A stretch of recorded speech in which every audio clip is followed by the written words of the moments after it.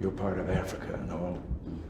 And I just like to intervene and caution. I don't think he has worthy causes either that he's promoting. I think he has a kind of world revolutionary idea, and I know it has cost a number of lives, forced us to take a drastic action in his country to let him know that we were aware. We had indisputable truth that he had been back of a terrorist act that killed a number of people, including a little 11-year-old girl. So we thought that we should show our displeasure. We did. Mr. President, I started fighting Gaddafi before you started. What? I started fighting Gaddafi before you started. In 1979. Yes. 1978, we were fighting a man called Idi Amin. Oh, yes. He was the president of our country. Yes. Gaddafi sent in troops to back Idi Amin. For heaven's sakes. I was one of the leaders leading the other side. So this was way before you started fighting Gaddafi. I'm preaching to the choir.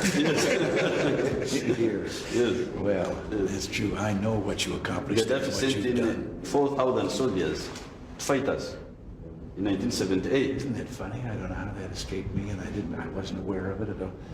Well, 4,000 soldiers to fight us.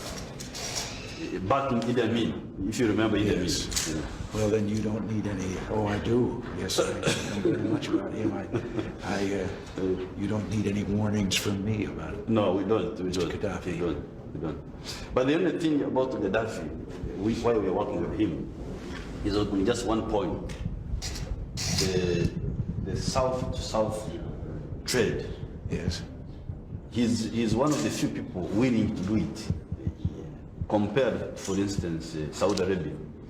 Saudi Arabia, they have got a lot of oil, which we could buy and give them food, for instance, because they need food. They're a desert country. But sometimes they don't respond very quickly.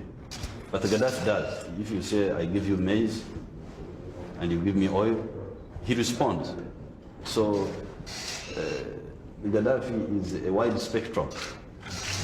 Arab chauvinist, Yes. expansionist, Islamic fundamentalist, Yes. but also South-South cooperation. So we just speak that. You see, for us, in the NRA, we have a lot of power to do evil, to kill, big capacity to kill people. Because you remember there were killing by these opposition people. After the election 2021, they wanted to intimidate the country by killing elderly people in Masaka. Did you hear that killing, where they were killing people with a nyondo? You heard about it in Masaka.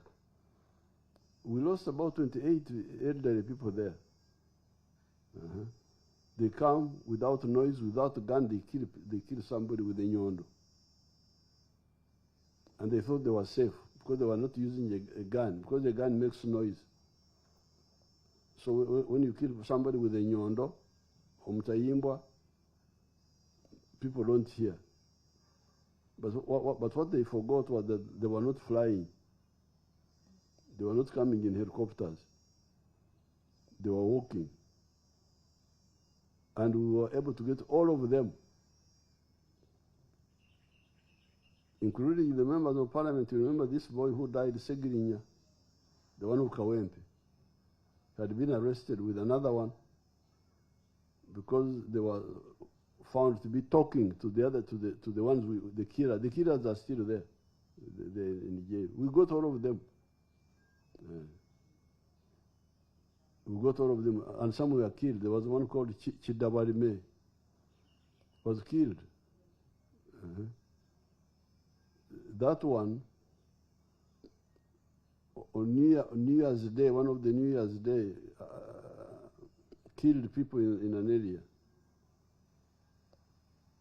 and tried to break into the house of a school teacher. But the wife made alarm and then they ran away. They were not caught immediately, they were caught eventually. And they would have been caught on the day they killed those people, but the mistake was that the woman, there was a disco nearby making noise, so people were not hearing. The woman was making alarm, but nobody was, because of the disco, nobody was hearing the alarm. But the woman rang her husband, who was working in Museveni. This area is called Sojo, somewhere there in Masaka area. Rang the husband who was in Mbende, who rang the regional police commander of Masaka, who rang the DPC, who rang the, I don't know who. By the time they reached the last person, the thieves had gone from this area. So we didn't get them on the first day because of the low mobilization. Okumanya ekyokukola bwe nfuna ekizibu nkola ki? They didn't know. So because of that, I went there and guided them. The way we killed Chidawalime was that now, because the people were mobilized, I said, don't ring your husband who is in Mbende. Don't ring Masaka. Ring your local police station, in this case, police station, like in this case, the sub-county. And that means there should be somebody on duty on the telephone all the time. You ring him that, Banumba one. Wa. Waitawa batia wano. Nakasi. Nakazi. Nakazi. They will come straight. Now, that's what happened when we killed Chidawarime. I'm not an employee. I hear some people saying that I am their servant. I'm not a servant of anybody.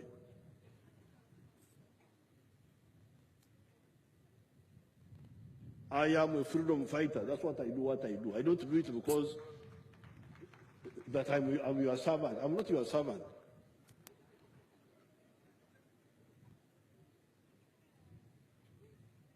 I am just a freedom fighter. I'm fighting for myself, for my beliefs. That's how I come in. I'm not an employee. If anybody thinks he give me a job, he's deceiving himself. I am just a freedom fighter whom you thought could help you also. General Tafire told us at the funeral of Adonia Tiverondwa, which I attended personally because we were very close. And he said that the so-called liberators, liberation fighters or whatever it is, used to wear UPC t-shirts. And they were the ones responsible for shooting people along Bombo Luero Road. He said it with his own words. So I think one day the people of Uganda want to know who was responsible for atrocities committed in Luero. We shall crush those enemies as we have done in the past. When you hear my son's name, Mhozi, when he was born, I said, now I have got somebody to avenge me.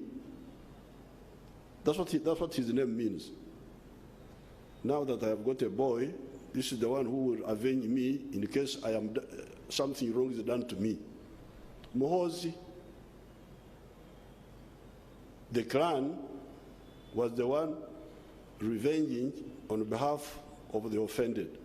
What has been underground selling of organs and has been happening under the table has now been brought out and now has been made official through a law, and it is governed by law.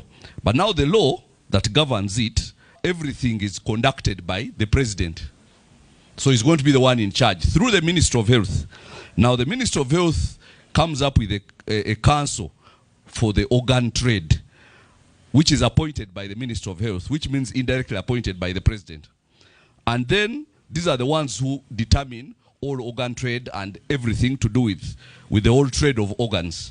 And it's considering that there's already been organ trade and it has been very illegal and very illicit, and people have been going to hospitals, especially Mulago and Chirudu, people who had accident victims and who had very good organs, and they died mysteriously because people wanted to harvest their organs. That has been happening without a law.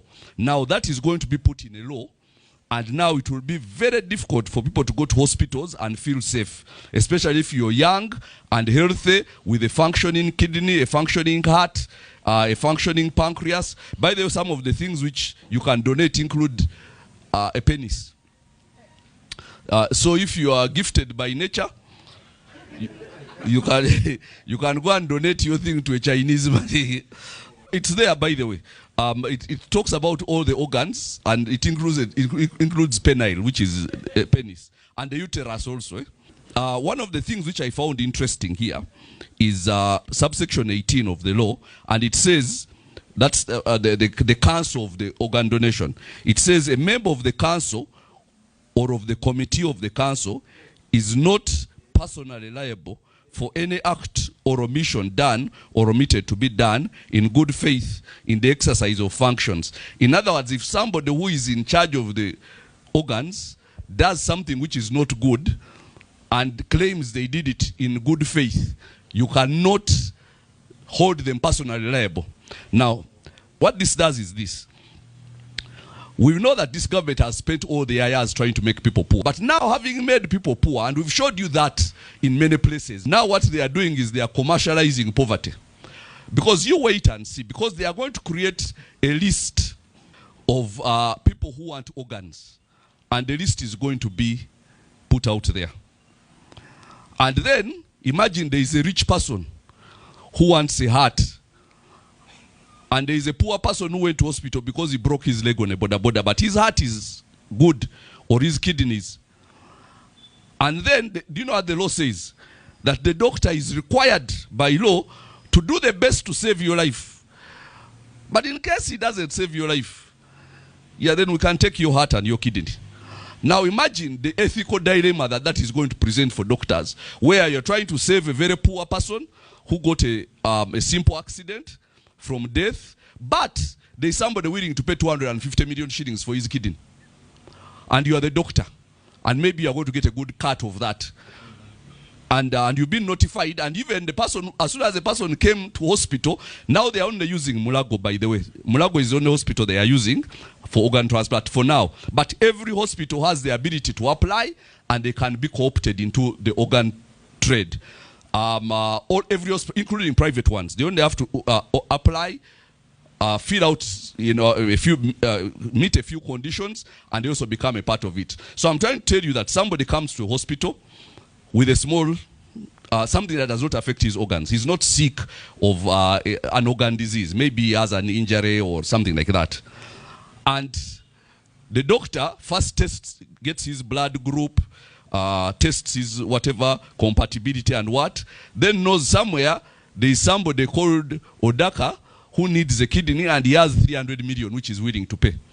And then there is this poor man from the village who is coming here, and yeah, the doctor looks at you and says, but you, why don't you just die? We have money to make. And that's the ethical dilemma now, where you're totally dependent on the good graces of the doctor.